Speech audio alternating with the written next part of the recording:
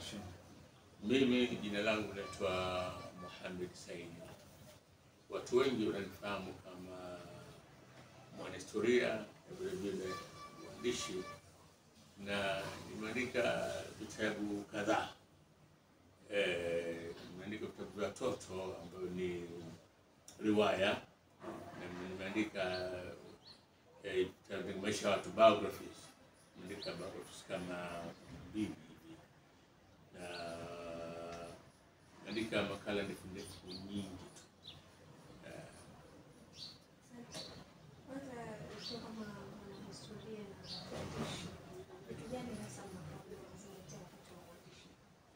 Kwanza ni kuwa kile kitu ambacho kinakusukuma wewe kuandika hilo jambo unalolitaka, na lazima kama alikuandika kitabu, basi kiwe kitabu ambacho makusudio yake ni kuongeza elimu katika jamii, na pili kiwe kitu ambacho watu watapenda kusoma.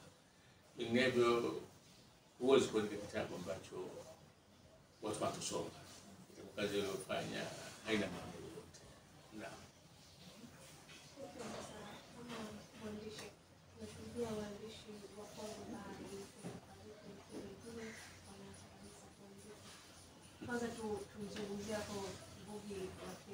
Ngugi wa Thiong'o, kwa bahati mimi nitamzungumza inshallah Ngugi wa Thiong'o wiki hii inayokuja katika moja maduka makubwa ya vitabu hapa Dar es Salaam. Tutamzungumza, wameniomba nizungumze Ngugi. Kwa kweli ni katika waandishi wakubwa wa Afrika, unamtia kwenye ngazi ya kina Chinua Achebe, Ogulo Soyinka, Lecce Amadi. Hao wote ni watu wa Afrika ya Magharibi.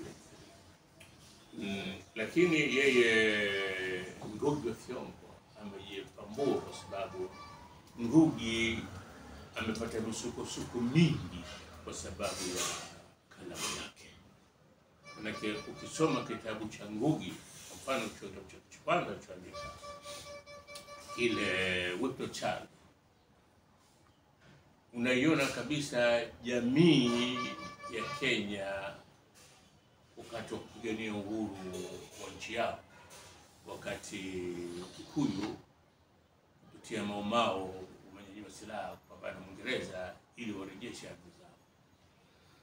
Na ukija kwenye kitabu chake cha pili A Grain of Wheat, unaona yale manunguniko yake yanaanza kwa sasa. Hii Kenya ambayo tulipigania ndio hii ya leo ambayo imejaa kadha wa kadha.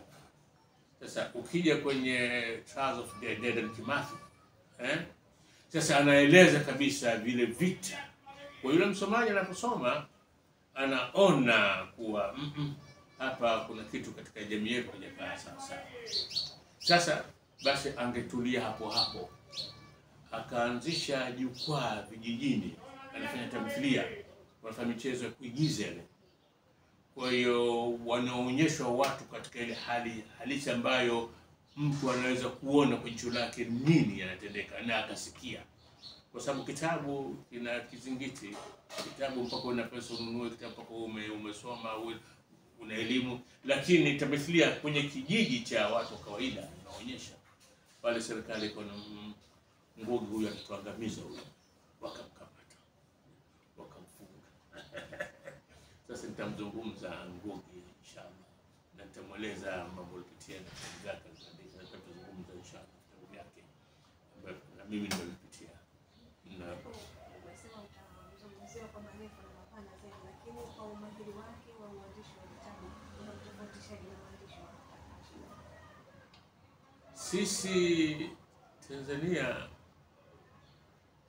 tunaandika, labda unaweza kumweka Ngugi katika daraja la watu kama Adam Shafi.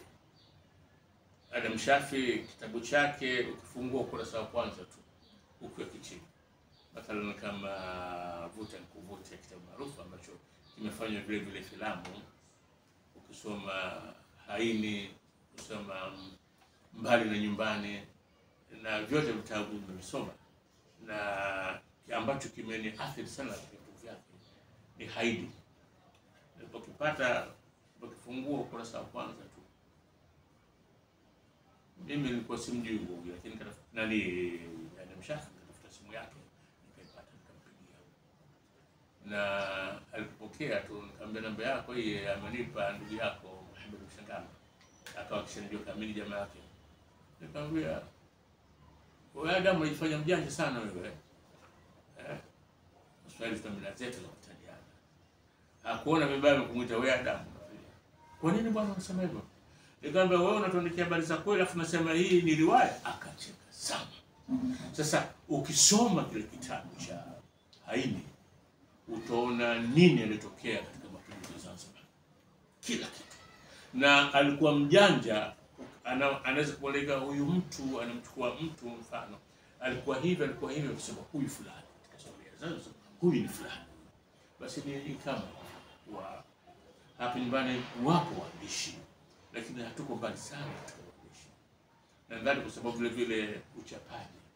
Hakuna wachapaji wengi wa vitabu ukifananisha labda na mimi nimefika Nigeria, Lagos. Ukiingia bookshop yote Lagos, vitabu vingi ni ambavyo wameandika wao wenyewe wa Nigeria.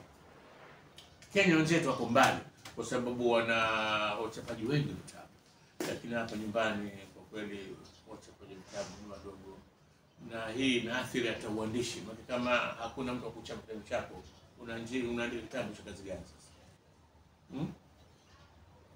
Hiyo ndio moja ambayo angalau manake tumekuwa na wachapaji wa nguvu tumevunja. Hata kutazama wachapaji wa enzi na enzi, watu kama Oxford, utakuta waandishi wengi kuandika Oxford. Nitakupa mfano mmoja. Oxford walikuwa na mradi wa kusomesha lugha ya Kiingereza na vile vile kusomesha historia. Yaani mtoto atasoma riwaya kwenye kitabu, na nimekuonesha kitabu moja mimi nimeandika hiki kitoto Kilimanjaro. Wakatoa tangazo kwa Afrika Mashariki yote kwa tuna mradi huu, lakini mpaka wamefika kuandika vitabu 15, Tanzania kulikuwa 15 hadi 21. Oxford wakanitafuta, lakini nikamwambia mimi sijapata kuandika kitabu cha watoto. Wakaambia pana tutakufundisha, ni kazi ndogo. Kwa hiyo wakaniletea vitabu kupunguza uongo, mpaka ni box kama hivi, vijana vitabu kama 50. Wakaambia hebu pitia hivyo alafu uone vipi. Nikapitia vitabu kuona kuandika, nikaandika kitabu hiki na wakakichapa kitabu kwa ajili ya shule za msingi. Mtoto anasoma. Hiki ni historia inaonyesha Mwalimu Nyerere. Mtoto wa Kilimanjaro. Kuwa Mwalimu Nyerere, historia ya Mwalimu Nyerere wakati anaanza mapambano ya Uingereza kwenye nchi. Na anayehadithia habari hii ni mtoto mdogo, anahadithia watoto wadogo wenzake. Ndio hivyo. Sasa kama hakuna wachapaji, ukiachia mbali hizo changamoto ambazo unakutana nazo hususan ya uchapaji ambao inapelekea mpaka waandishi kwa wachache, tugeukie sasa swala jingine la waandishi wa wakati ule. Mlikuwa mkimfanya msomaji yaani apambanue mambo makubwa, mfanye afikirie, atengeneze fikra, lakini sasa kwa sasa hivi ipoje waandishi sasa hivi kizazi hiki? Na kitabu acho hapo Posa ya Maana iandika Tune Shaban Salim. Hichi kitabu huyu dada yangu alikuja siku ya mlango na gongo hapo, kaja na mumewe kaniletea kitabu hiki. Kwa kweli ni kitabu ambacho anaeleza. Ukisoma kitabu hiki mathalan leo na ukachukua kitabu kama cha Shaban Robert Usadikika, utaona ile tofauti ya maudhui, utaiona wazi kabisa. Shaban Robert anaandika ndani kuna filosofi nyingi sana. Nadhani msome kitabu cha Usadikika. filosofi nyingi ndani, na unaona ile uchaguzi wa maneno anayotumia katika uandishi. Maana ile kalamu unaiona hasa kama inakupiga makofi. Sasa Tune ni wa kizazi hiki cha leo, kizazi chako wewe sana. Tune ukimsoma huko anaandika habari ya posa wa binti mdogo yuko shule, lakini wazazi na hasa mama yake anatia nguvu kuwa aolewe.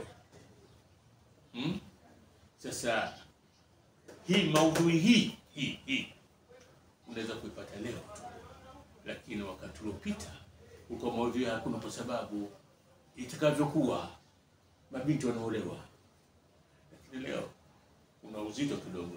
Ndio maana nataka mama anatia nguvu, hata kama huyu mume si rika lake, kampita makamu kidogo, lakini basi akuowe na vile vile kuwa na hali nzuri. Sasa utaona kuwa hata hizi maudhui zinabadilika.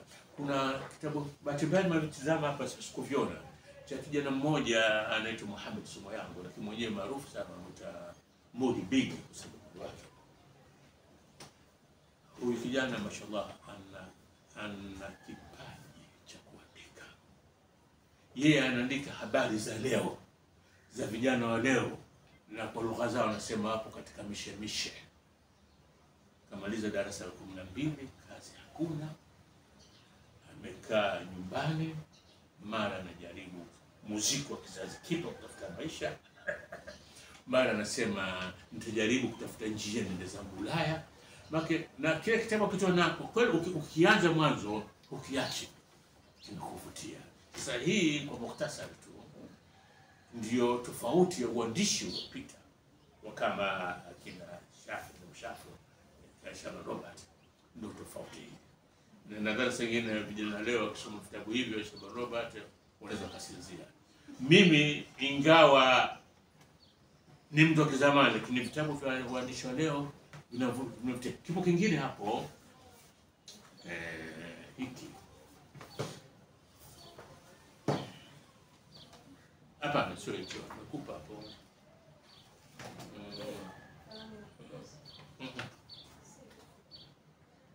Hapana,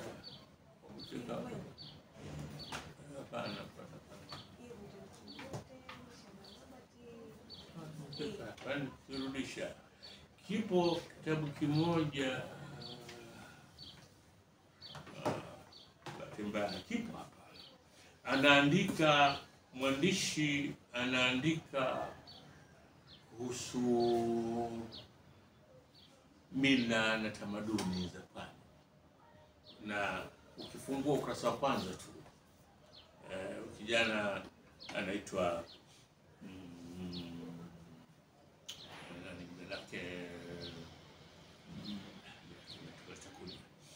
anaanza wazee wanacheza bao, na anahadithia yale ambayo yapo katika baraza kucheza bao. Utapenda.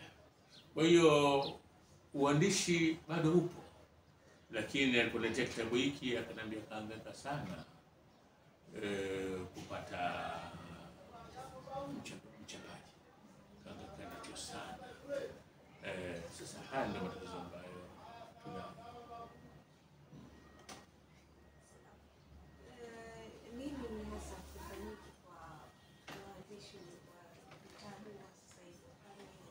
Wallahi, wakati mwingine wale vijana wakija hapa wakinionyesha ile miswada yao, nasema hivi, kwa nini serikali haianzishi chochote kile? Lakini kuna mahali wanakusanya miswada ya waandishi, wakawapa wataalamu wakapitia, na kama ile miswada itaongeza elimu katika jamii, basi zifanywe juhudi za kuchapa vitabu.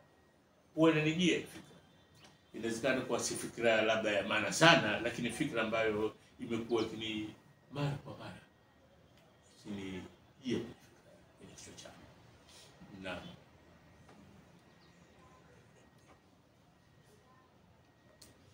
Tosha. Asante. Nasikitika kuwa na mimi kumbukumbu za kufa majina siwezi kukumbuka.